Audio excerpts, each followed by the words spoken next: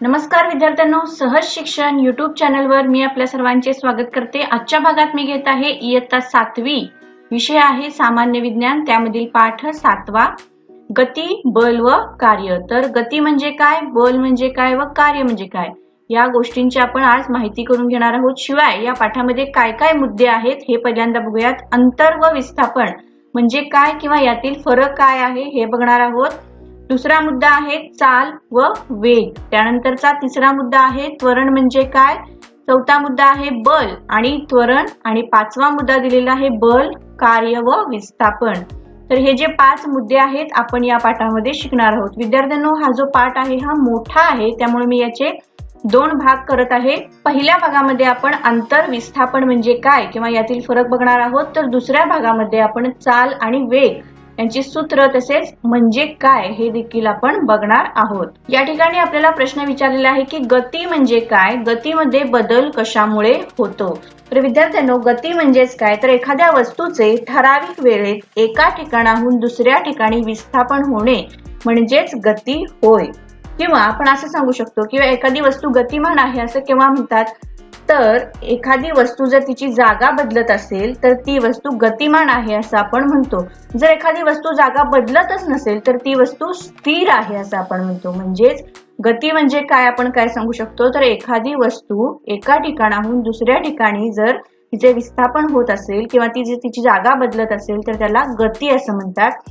तर गतीमध्ये बदल कशामुळे होतो हा पुढचा प्रश्न आहे। तर ज्या वस्तूवरती आपण बल लावलेलं आहे त्या बलामुळे गतीमध्ये बदल होतो। त्याचबरोबर विद्यार्थ्यांनो, गतीचे 3 प्रकार आहेत। त्यातला पहिला प्रकार आहे स्थानांतरणीय गती। याचं उदाहरण आपण देऊ शकतो की एका ठिकाणाहून दुसऱ्या ठिकाणी सरळ रेषेत मार्गक्रमण करणे म्हणजेच एक प्रकारची गती असं सांगू शकतो। त्यानंतरचा दुसरा प्रकार आहे तो आहे घूर्णन गती। याचं उदाहरण आपण पंखा असं देऊ शकतो। तर तिसरं उदाहरण आहे ते आहे दोलन गती। दोलन गतीचं उदाहरण आपण झोका किंवा जुनी जी घड्याळ होती या घड्याळामध्ये जो दोलक असायचा ते देखील या दोलन गतीचे एक उदाहरण आहे। तर या ठिकाणी आपण गती म्हणजे काय, गतीमध्ये बदल कशामुळे होतो, त्याचबरोबर गतीचे प्रकार कोणते आहेत याची माहिती घेतलेली आहे। आता पुढचं आहे अंतर व विस्थापन, त्याला डिस्टन्स अँड डिस्प्लेसमेंट असं म्हणतात। सुरुवातीला आपण व्याख्या बघूयात काय दिलेले आहेत आणि नंतर हे उदाहरण समजून घेऊयात। अंतर म्हणजेच काय, तर एखाद्या गतिमान वस्तूने दिशेचा विचार न करता प्रत्यक्ष पूर्ण केलेल्या मार्गाची लांबी म्हणजेच अंतर होय। बघा विद्यार्थ्यांनो, एखादी गतिमान जी वस्तू आहे या वस्तूने दिशेचा विचार न करता मार्ग आपला जो प्रत्यक्ष पूर्ण केलेल्या मार्गाची जी लांबी आहे ते म्हणजेच अंतर होय। किंवा दुसऱ्या भाषेत आपण व्याख्या सांगू शकतो, अंतर म्हणजेच गतिमान वस्तूमधील आरंभ बिंदू व अंतिम बिंदू यांच्यातील प्रत्यक्ष मार्गक्रमण होय। ही झाली त्याची दुसरी व्याख्या। तर अंतर ही जी राशी आहे ही अदिश राशी आहे, कारण अंतर व्यक्त करण्यासाठी आपल्याला फक्त परिमाणाची गरज आहे, या ठिकाणी आपल्याला दिशेची गरज नाही, त्यामुळे अंतर ही जी आहे ही अदिश राशी आहे। दुसरा मुद्दा आहे तो आहे विस्थापन। एखाद्या गतिमान वस्तूने आरंभीच्या ठिकाणापासून अंतिम ठिकाणापर्यंत पोहोचण्यासाठी एका दिशेने पार केलेले कमीत कमी अंतर म्हणजेच विस्थापन होय। वरती काय होतं, तर कुठल्याही दिशेचा विचार केला गेला नव्हता, तर विस्थापन यामध्ये काय फरक आहे, तर एका विशिष्ट दिशेचा विचार केलेला आहे आणि त्या ठिकाणी कमीत कमी अंतर पार केलेले आहे म्हणजेच विस्थापन होय।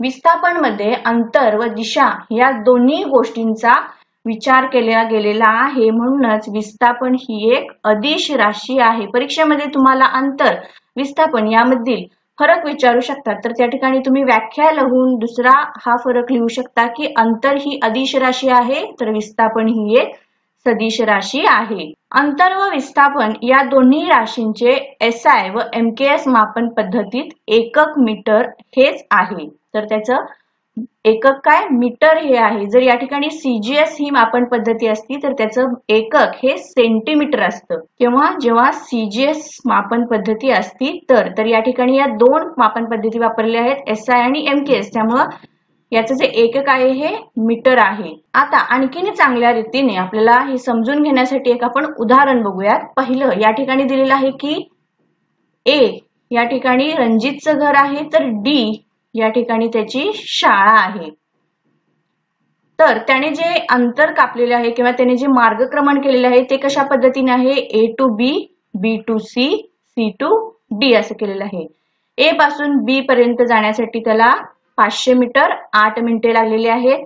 तर B पासून C पर्यंत 700 मीटर अंतर आहे, तर 11 मिनिटे लागलेली आहेत. आणि C पासून D पर्यंत जाण्यासाठी 300 मीटर अंतर, तर 6 मिनिटे लागलेली आहेत. हे काय झालं, तर त्याने कुठल्याही दिशेचा विचार न करता प्रत्यक्ष पूर्ण केलेले त्याचे जे मार्गक्रमण आहे, त्यामुळे त्याला अंतर असं म्हटलेलं आहे.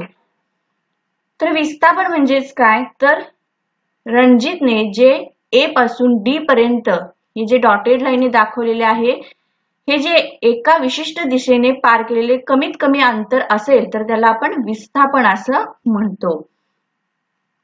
एका विशिष्ट दिशेने सरळ रेषेत कापलेल्या कमीत कमी अंतरास विस्थापन असे म्हणतात. खाली देखील ही व्याख्या दिलेली आहे. बघा, या ठिकाणी कुठल्याही दिशेचा विचार न करता त्याने प्रत्यक्ष मार्गक्रमण केलेले आहे, तर या ठिकाणी कमीत कमी अंतर सरळ रेषेत पार केलेले आहे, याला आपण विस्थापन असं म्हटलेलं आहे. आता पुढचा मुद्दा बघूया, चाल व वेग म्हणजे स्पीड अँड व्हेलॉसिटी. चाल म्हणजे काय किंवा चाल काढण्याचे सूत्र कोणते आहे? चाल म्हणजेच काय, तर एखाद्या वस्तूने एकक काळात विशिष्ट दिशेने कापलेल्या अंतरास चाल असे म्हणतात. मी पुन्हा एकदा सांगते, एखाद्या वस्तूने एकक काळात किंवा एकक कालावधीमध्ये विशिष्ट दिशेने कापलेल्या अंतरास चाल असं म्हणतात. तर त्याचं सूत्र काय आहे, एकक कापलेले अंतर छेद एकक कालावधी. चालचे सूत्र काय आहे, तर एकूण जे कापलेले अंतर आहे ते छेद एकूण कालावधी, हे त्याचे सूत्र आहे. तर वेग म्हणजे काय, वेग म्हणजेच विशिष्ट दिशेने एकक कालावधीत वस्तूने कापलेले अंतर म्हणजेच वेग होय. वस्तूचा वेग, त्याचे जे सूत्र आहे ते काय आहे, विस्थापन छेद विस्थापनाला लागलेला एकूण कालावधी किंवा एकूण वेळ. या ठिकाणी आपण चालचं सूत्र बघितलं, तसेच वेग याचं देखील सूत्र बघितलेलं आहे. जेव्हा एखाद्या गाडीची आपण चाल किंवा एखाद्या गाडीचा आपण स्पीड सांगत असतो, तेव्हा सांगताना कसं सांगत असतो की ती गाडीचा स्पीड 40 किलोमीटर पर आवर आहे किंवा 40 किलोमीटर प्रति तास आहे, 60 किलोमीटर प्रति तास आहे असं सांगतो. या ठिकाणी दिशा सांगण्याची गरज नाही, परंतु जेव्हा हवामान खातं आपल्याला वादळाबद्दल कल्पना देत असतं तेव्हा त्या ठिकाणी ते सांगतात कसे की वादळ हे या ठिकाणाहून इतक्या स्पीडने जाणार आहे किंवा पुढे सरकणार आहे, म्हणजेच उत्तर दिशेने 40 किलोमीटर प्रति तास ते पुढे सरकणार आहे. या ठिकाणी दिशा सांगण्यात येते किंवा दिशेचा उल्लेख करणे हे अनिवार्य ठरते. म्हणजेच आता आपण या मुद्द्यामध्ये चाल म्हणजे काय, वेग म्हणजे काय आणि त्याची दोन सूत्र बघितलेली आहेत. इथं आपल्याला हा तक्ता दिलेला आहे, त्या ठिकाणी सूत्र लिहा, तसंच राशीची एकके लिहा असं सांगितलेलं आहे. तर चाल म्हणजे काय, सूत्र येतं आपण वरती लिहिलेलंच आहे, एकूण कापलेले अंतर छेद एकूण कालावधी, हे झालं चालचं सूत्र. तर वेगचं सूत्र काय आहे, वरती दिलेलंच आहे, विस्थापन छेद विस्थापनाला लागलेला कालावधी, हे झालं वेगचं सूत्र. तर राशीची एकके लिहा म्हणून सांगितलेलं आहे. तर एकक या ठिकाणी आपण कसं लिहिणार आहोत, अंतर या ठिकाणी SI आणि MKS मापन पद्धती वापरली आहे, त्यामुळे मीटर हे येत आहे अंतरासाठी, तर कालावधी सेकंद मध्ये येतो. वेग मध्ये सुद्धा तसंच, विस्थापन हे मीटर मध्ये येईल तर कालावधी सेकंद मध्ये येईल. आता वरती आपण जी सूत्र बघितलेली आहेत या सूत्रांचा आपण वापर करून रणजितचा जो शाळेत जाण्याचा वेग आहे किंवा त्याची जी चाल आहे हे काढण्याचा प्रयत्न करूयात. रणजितने एकूण त्याच्या घरापासून शाळेपर्यंतचे जे प्रत्यक्ष मार्गक्रमण केलेले आहे किंवा प्रत्यक्ष कापलेले अंतर आहे ते कशा पद्धतीचे आहे, AB अधिक BC अधिक CD. म्हणजेच बघा वरती त्याच्या A पासून B पर्यंत, B पासून C पर्यंत, तर C पासून D पर्यंत असं त्याचं मार्गक्रमण आहे. मग आपण या ठिकाणी AB अधिक BC अधिक CD आणि त्याचे जे काही अंतर होतं 500 मीटर अधिक 700 मीटर अधिक 300 मीटर म्हणजेच बरोबर 1500 मीटर असं घेतलं. रणजितला घरापासून शाळेपर्यंत पोहोचण्यासाठी लागलेला एकूण कालावधी किंवा एकूण वेळ तिथे दिलेला आहे तो किती आहे, 8 मिनिटं 11 मिनिटे आणि 6 मिनिटं, म्हणजे एकूण टोटल त्याला 25 मिनिटं लागलेली आहेत. हे झालं त्याचं अंतर. तर विस्थापन किती दिलेलं आहे? 1000 मीटर. तर आता आपण सूत्राच्या सहाय्याने त्याचा वेग आणि त्याची चाल हे काढणार आहोत. वेग म्हणजेच काय? विस्थापन आणि एकूण लागलेला वेळ. विस्थापन किती दिलेलं आहे? 1000 मीटर. एकूण वेळ लागलेला आहे 25 मिनिटे. तर या ठिकाणी मिनिटाचं आपल्याला कन्व्हर्जन सेकंद मध्ये करून घ्यायचं आहे. त्याच्यानंतर उत्तर आपल्याला 0.66 मीटर पर सेकंद इतका वेग मिळणार आहे. हा झाला वेग.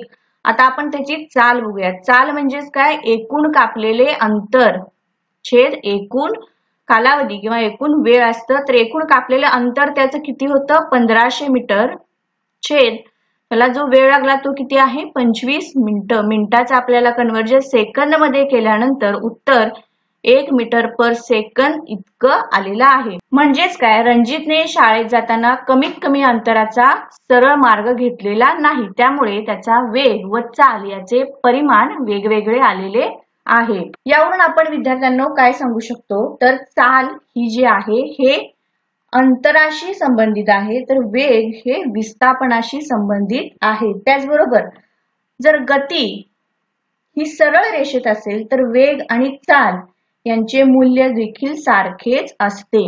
म्हणजे जर याची गती ही सरळ रेषेत असती तर या ठिकाणी वेग आणि चाल याचं जे मूल्य आहे किंवा या ठिकाणी जे आपल्या या व्हॅल्यू आल्या आहेत या सारख्या आल्या असत्या, परंतु या ठिकाणी त्या सारख्या आलेल्या नाहीत, कारण त्याचा जो मार्ग होता तो वेगवेगळा होता. आता पुढचा मुद्दा घेत आहोत, सरासरी वेग व तत्कालिक वेग. एखादी वस्तू सरळ रेषेत जाताना सुद्धा तिचा वेग बदलू शकतो. आता ते कशा प्रकारे हे खाली उदाहरण दिलेलं आहे. हा जो ट्रक आहे हा ट्रक ए या ठिकाणापासून डी या ठिकाणीपर्यंत सरळ रेषेत जाताना दिसत आहे. तर यामध्ये जे अंतर आहे हे अंतर किती आहे? 40 किलोमीटर इतका आहे. म्हणजेच एडी इतके विस्थापन होईल. विस्थापन आणि अंतर सरळ रेषेत आहे त्यामुळे ते एकच मूल्य त्याचं आलेलं आहे.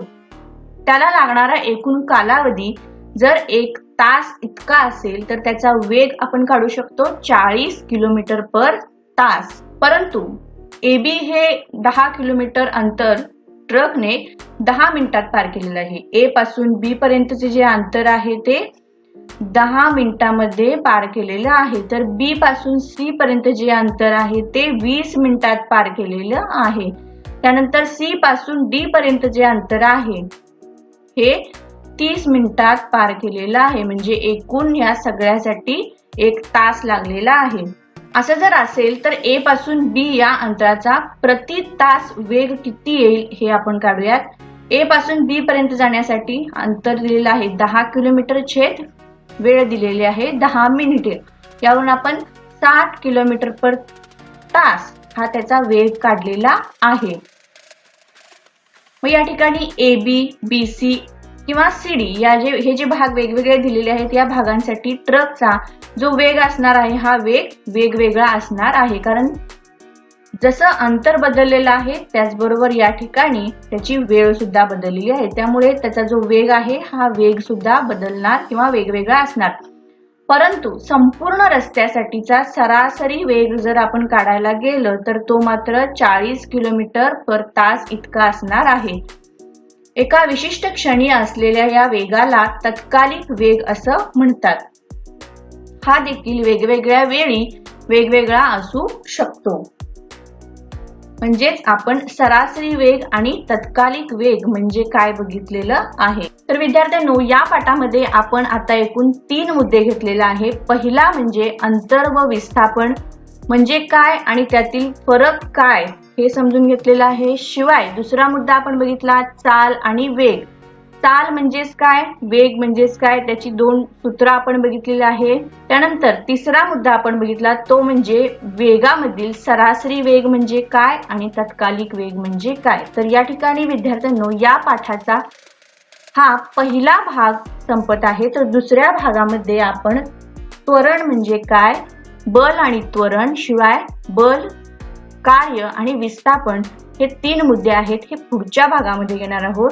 त्यापूर्वी तुम्हाला हा व्हिडिओ आवडला असेल किंवा या व्हिडिओमधून तुम्हाला हा पाठ समजला असेल तर या व्हिडिओला तुम्ही नक्की लाईक करा. चॅनलला सबस्क्राईब करण्यास विसरू नका. थँक्यू.